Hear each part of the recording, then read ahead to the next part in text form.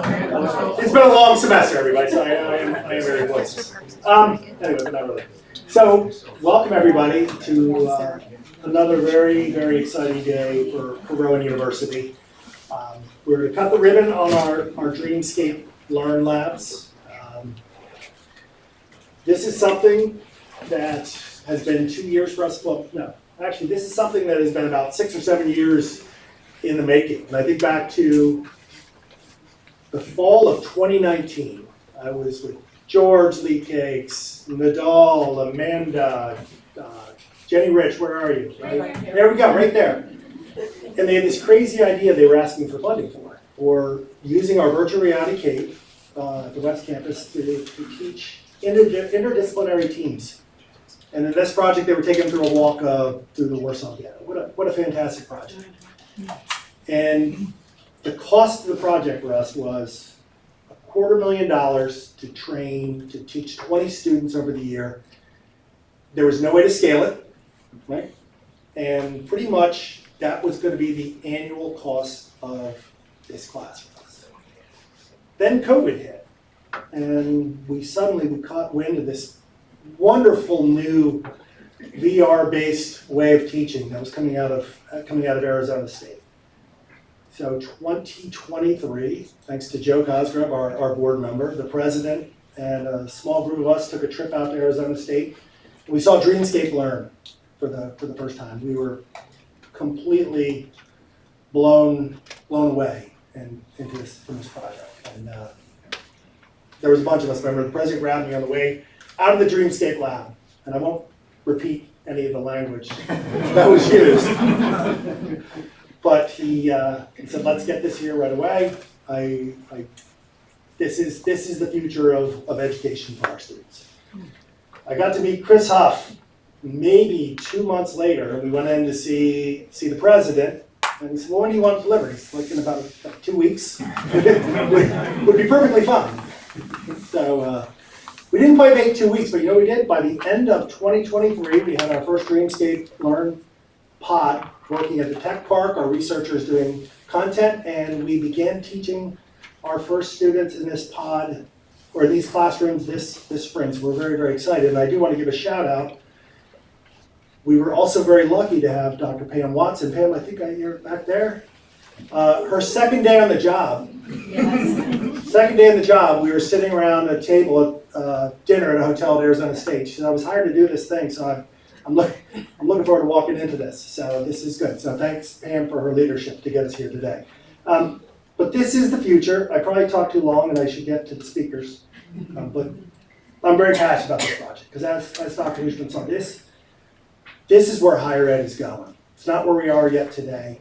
This is where it's going, and we're excited to be a partner with Dreamscape, Arizona State, in developing this going forward. So let me tell you who we're going to hear from today. We're going to hear from our president, who set the vision and then made this happen, Dr. Houshmand, the chair of the board, who is really the partner in crime and makes sure everything gets done, Chad Bruner.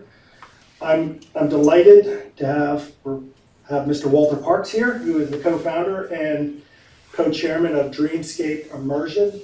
You may recognize him from some other things he's done outside of higher ed, but for today, you'll be impressed about what he talks about in higher ed. I'll give a little preview. I was at the Dreamscape Learn Summit that's run every January, and I had the pleasure of being on the panel, but also listening to him speak about storytelling, faculty as storytellers, the narrative, the script, how it aligns to education. And I thought, man, I need to get this guy in here with our president talking about what higher ed needs to look like, how the sage on the stage is dead. How faculty are going to teach is going to be totally different. And that tool is right over there to your left. We're also going to hear from George Lecakes. George has, I think, spent his life in VR. Well, he was a student when I got here, and he's still here. So I've been here 12 years.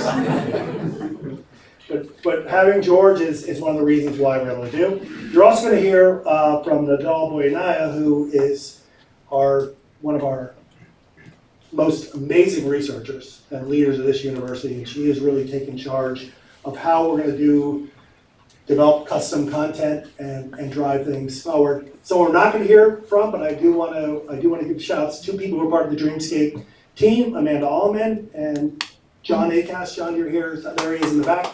John. A couple other people I want to note. We have 3 Board of Trustees members. And by the way, every single one of them have been incredibly supportive of this. Joe Cosgrove, who's part of our trip.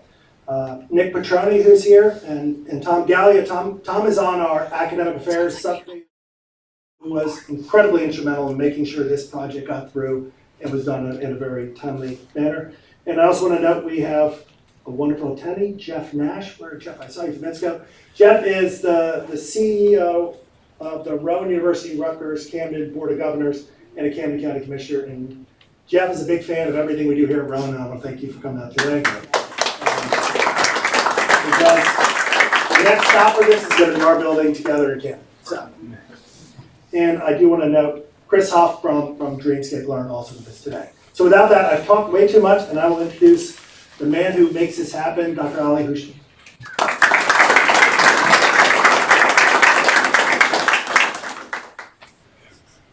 Good morning everyone, and welcome to this very, very important and exciting event. Mr. Parks, welcome, sir. Welcome. Next time that you're going to get nominated for Oscar, it's going to be because of your production here. Today, you're sitting in here, and Joe Cosgrove is keep checking his phone because his son's wife is in labor. And they don't even know the gender of that baby. And it's very, very exciting. But whether male or female, I want to ask Mr. Cosgrove the following. 17 years from now, that your grandchild is going to go to school. Can you imagine for me, what does that school look like? What happens in there? What does credential mean? What does classroom mean? What does professor mean at the age of AI, when everybody has access to the same knowledge? What does credential mean? Do they get baccalaureate degrees, or are they getting many, some of these mini credentials, some of which is going to become another kind of credential? We have no idea. What do the buildings look like? What does the campus look like? Do we have a campus? There are so many, many questions. And the beautiful thing is that as the technology evolves, we need to really embrace it to the fullest, because that's what the future is. The notion that you're going to get a 17, 18-year-old today in a classroom and you teach them 1.5 hours of algebra or calculus, you're crazy. It ain't happening. People are not going to pay that much attention. So we need to find a new way of delivering knowledge, credentialing people, creating an environment where 17 and 18-year-old can leave home safely and grow up to become a good decision maker. We call that a campus. Whether in that campus there's going to be bachelor's, master's, doctorate, or not, we don't know. We have no idea. But we better be prepared for that, because anything that we do today, like building $100 million building today, is going to last another 50 years. And it better be functional 50 years from now. Because if it's not, people are going to say, who that was that did this? They're going to do that. And this is really, really very important, because you are obligating the institution millions of dollars of investment to create an environment that we call a campus, where people's grandchildren are going to go there to grow up to become decision makers. It's going to be vastly different from what this is. And what we're doing here is the start of that. This university is going to invest massively in technology, because we want to be the university of 21st century, where every single American kid can come in here and get a good education. And boy, do we need it. At a time where there is a division in the country, we don't want immigrants, especially illegal immigrants. We don't want, people are not producing enough babies, and we don't like DEI. And we want to remain #1 economy in the world. And at the same time, the countries like China and India, they will stop that one-child thing, and they're growing, and they have the population, and they can grow their economy. And if we don't do something about this thing, the economy of this country is going to shrink. We need to find every tool possible to educate every single person in this country, because to me, at the age of AI, education is as strategic as military. And the wars up to tomorrow are going to be fought in labs like here, rather than in the field. We better be prepared for that. And I'm so delighted that we are doing this thing. We are starting this project and investing heavily in technology, so that while we are now a mini Arizona State, very soon we're going to become equal to Arizona State. Welcome here. Thank you for being here.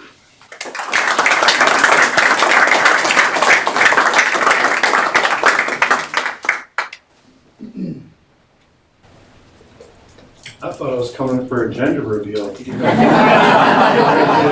reality and see if it's a boy or a girl. I guess not. So good morning, everyone. My name is Chad Bruner. I'm the chairman of the Rowan University Board of Trustees. And when a 54-year-old man, not known for technology, was asked to say a few words about a state-of-the-art virtual reality learning lab in partnership and collaboration with Arizona State University, I thought to myself, what value can I add for STEM? I was in that generation that had a box cell phone in the car, a flip cell phone, an Atari or Odyssey gaming system, not an Xbox or a PlayStation. We had phone booths, rotary dial phones, educated on a TRS-80 computer. All right, youngins, stop laughing. My older friends, though, maybe it brought back some memories. When I think about virtual reality, though, most of us, I think about movies like Jumanji starring The Rock or Kevin Hart, or The Matrix with Keanu Reeves and Lawrence Fishburne. That was pretty intense. Or how about in my timeline in 1990 with Arnold Schwarzenegger in Total Recall? Oh wait, you're probably way too young for that reality movie too. But today is about real life experiences, not movies, as you immerse yourselves in this remarkable technology. We're not just stepping into a new world, we're stepping into the education of the future. And Rowan University must evolve and adapt its forward-thinking mission and strategy to create a future that expands access to learning, expands access through affordability, that expands access to high-quality education, all while driving local, state, and regional economic development. And that's what we're here to do today.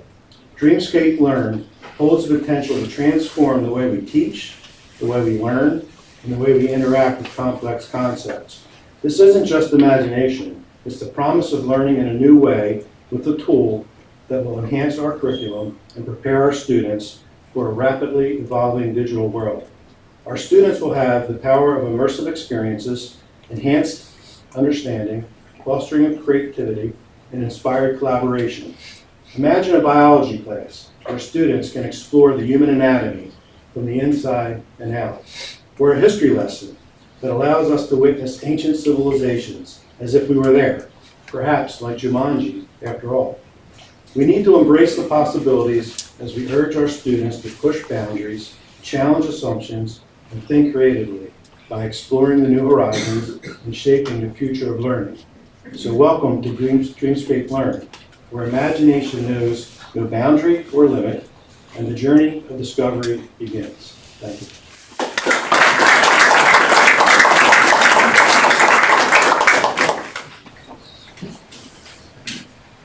Nice to meet you, by the way. Hi, I'm Walter Parks. I'm the co-founder and chairman of Dreamscape Learn. And this is, it's kind of hard to explain how strange this is.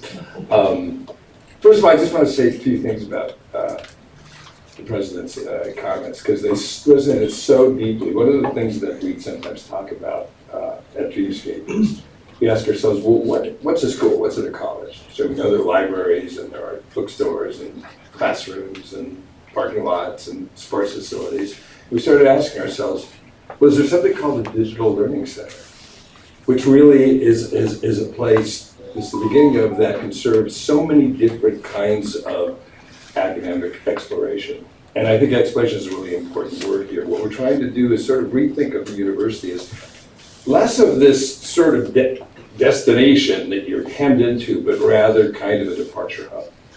You come to a place like this in order to reach out into the world. And I think part of what we try to do at Dreamscape is provide the tools to do that very thing. I've known about this amazing relationship with Rowan, mostly through people like Chris and our team. I didn't know much about Rowan itself, so doing my research on the car on the way here, I did research the way we all do, which is I went out to Perplexity, and I asked, is Rowan University an innovative school? Rowan University is indeed an innovative institution. It's recognized as the nation's third and fastest growing public research university, fostering a multidisciplinary environment for innovation, research, discovery, and scholarship. It just goes on and on and on. It's just extraordinary. And even with the School of Innovation and Entrepreneurship, in a way I can't believe it, another way, well, everything does make sense in the world, right? In other words, it's places like Rowan that A, will, I think, be at the forefront of changing what universities are, and B, from our point of view, will hopefully be the kinds of partners we look for. But we're not just a company here trying to like put out our courseware into the world. While I think it's changing people's lives, I'm happy to announce that I heard last week that at ASU alone, they've hit 50,000 students doing all of their intro bio labs in Dreamscape. And so much so that they've curtailed the use of the wet lab, only because of the learning outcomes they're achieving. But as important as that is, what's really essential for us is to have partnerships. Partnerships with like-minded, innovative universities with whom we can work, foster, work with faculty, and hopefully they'll become another wellspring of content, educational content that will not only serve your students, but can then go out into the larger educational universe as well. So that alone makes a partnership like this so very, very important to us, to say nothing of the fact that I think it's our first East Coast partnership. But so thank you for all of that. I'll just close by saying one thing. Tony, you put it over there in terms of we have the tools right there to start doing this. Truthfully, we have the tools right here. Dreamscape Learn is very much founded on a particular technology, VR, and a particular use or kind of implementation of the technology. One in which really leans into the sort of sense of your own human agency. So much of VR is kind of done with controllers and the world's sort of outside of you. We really wanted to embrace the idea that you exist inside here so that we can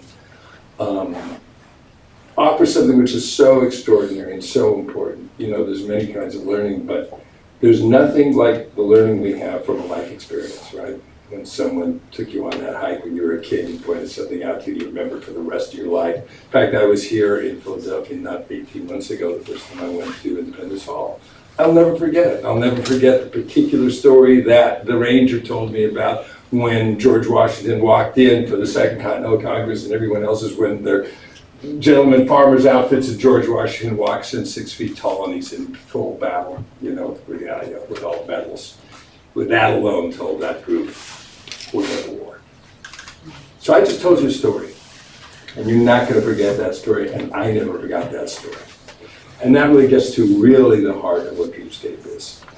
Yes, it is about that, but it's also using this not to take us all to some metaverse, not to play games with, not even as a communication device, but really as a device for narrative storytelling. Because we found over and over again that we are all hardwired with something. It's called story. We don't all make them, but we'll understand them, right? And I don't think humankind has ever created a more sort of concise way of expressing information in a way that really is understood than story. So this, to me, is all about a technology that's there to ignite the imagination of the student and of the educator. So for that, and possibly doing that with you, I thank you, and let's go change the world.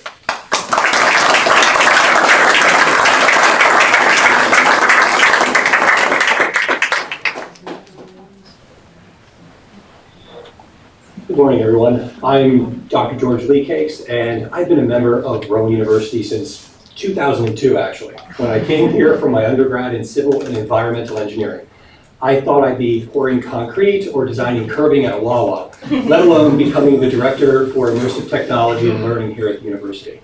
And honestly, that's only because of the opportunities that have been provided to me through Rowan University to work with NASA, the FAA, the DoD, and over 47 other agencies over the time that I've been here. The freedom to explore and perform research with all of you, that has been something that has been truly instrumental in getting me where I am today. And of course, the Provost, the President, your vision, seeing how VR can be used as the future to enhance curriculum and to allow students from everywhere to have access to this technology and learning is amazing. And of course, I wouldn't be here, honestly, if it wasn't for my team. Professor Amanda Allman, biomedical art and visualization, she crafts our worlds for us, our virtual reality environments, leads the vision and how those look. We have Garrett Williams, who is graduating as my first graduate student. I don't know where he is, but he is now hired as our full-time software developer for creating immersive content. And of course, Lisa Dulaire, she is our artist turned engineer, also getting her master's, and she helped craft and create much of what you'll see in one of our experiences today. So without you, I couldn't do anything. We talked a lot about technology, but honestly, it's not just about how many headsets you have in the lab. It's about the faculty and staff here at the university, the same ones who gave me a chance to get here. And we're partnering with many of them here today. In Pod 2, which is what we call the second one over there, you're going to be experiencing something amazing that we've been working on with Damon Miller, where you're actually going to take part in a worst case scenario, a disaster management scenario. And we're also working with Dr. Jennifer Rich. Hopefully in the fall, we'll have your demonstration completed, where you're going to go back to Warsaw, Poland in the 1940s, and you're going to use critical thinking skills to understand, well, if 80% of the city was destroyed and all we have is photographs, how did we make this virtual reality representation? What's real? What's not real? That critical thinking is something I think we all desperately need now at this time. And of course, in addition to that, our 2 medical schools, Amanda Almond is working with right now to introduce virtual reality to their nursing program. So nurses who already have a full day of doing their jobs, going to night school, can use VR at their leisure time to learn more about how to become a better nurse. And of course, our veterinary schools, where she's working with them on using virtual reality for anatomy and physiology, right? So, like I said before, a lot of great things going on here, but there's even more happening in the future. And Dr. Nidhal Bouaynaya will discuss how VR and AI actually make for a perfect partnership together. So, Nidhal.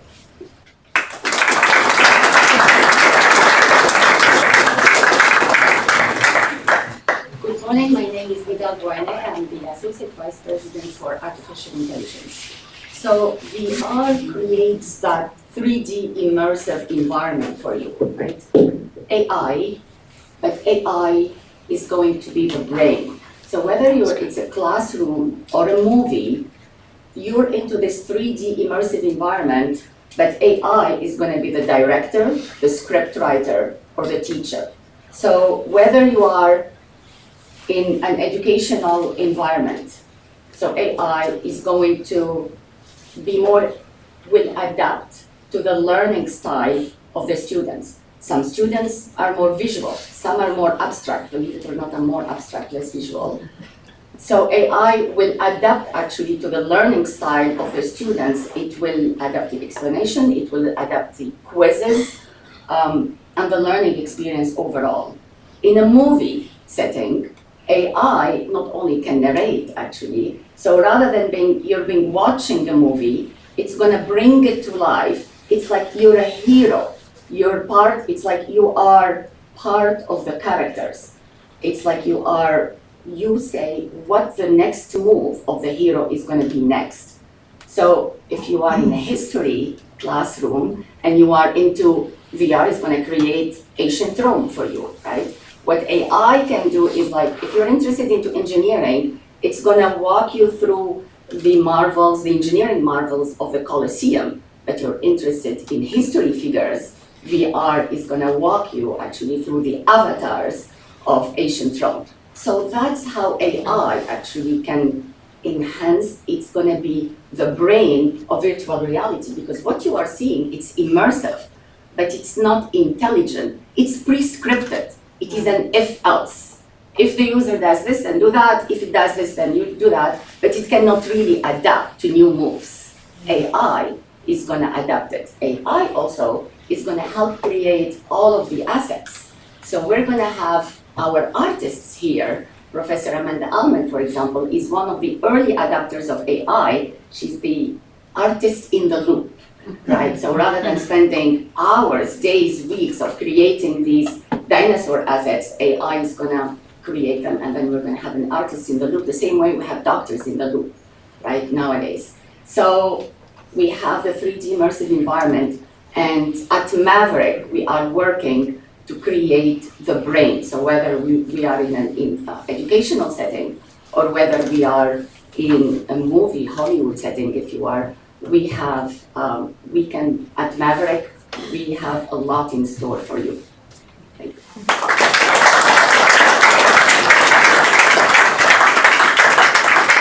All Thanks, everybody. Now it's time to cut the ribbon, but I do want to I think it's amazing coming up here on one of these events where everybody is so incredibly passionate and aligned in what we're going to do. And that's what makes great partnerships. So we're just scratching the surface today. So to cut the ribbon, I want to bring up all of our speakers, so you can each come up. Chris, can you come join us? And also Joe and Tom, could you come up as well? We'll do our best to get as many as we can behind this ribbon again.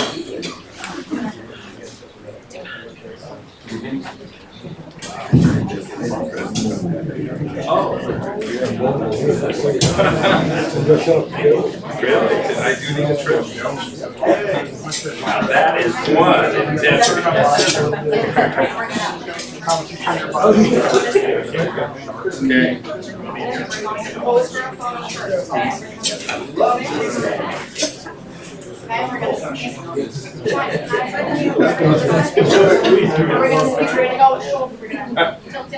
Okay.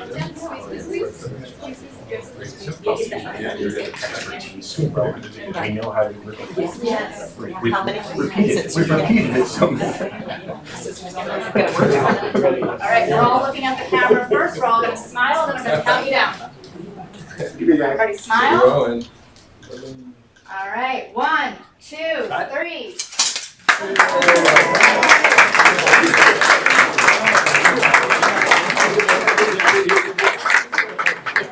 Yeah.